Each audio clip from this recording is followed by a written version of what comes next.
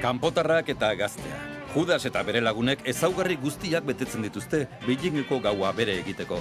Jendea badabil kalean, behintzat. Zabela bete dugu, eta hemen gaituzue, Salitun kalean, Beijingeko kale beroena. Modako pub eta diskotekak aurki daitezke hemen, eta jendea nahi aina. Taberna gehienek zuzeneko musika eskaintzen dute. Trikipoteoa ez, baina kontzertu poteoa egin daiteke hemen. Eta hori baino gehiago bilatzen duenik ere bada. Naizen, eta Sibanearen dienzutan.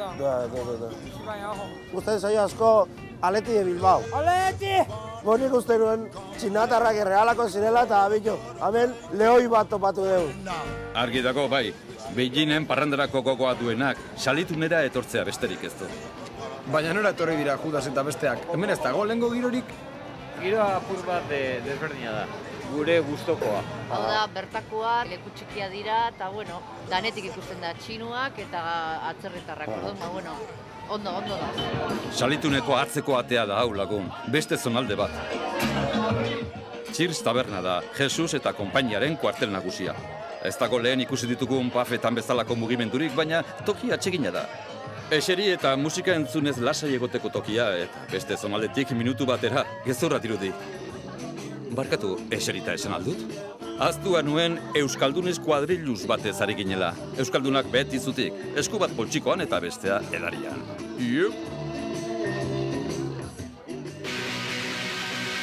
Eta taberna aldaketa, ea nora garamatzaten oraingo honetan. Kontuz, Judasek ikusi du zerbait.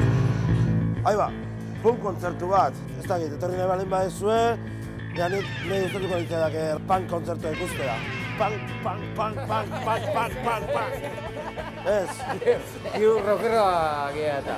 Hemen geratuko gara. Bueno, zera, oso ondo pasatu dut, mi esker, eta, nire orain botea botatzea noa, bale? Venga, mi esker, ikusten geha, Bale?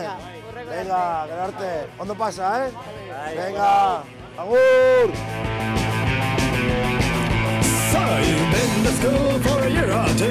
Ikustekoa izango da bai Judas txinatarren punk kontzertu batean.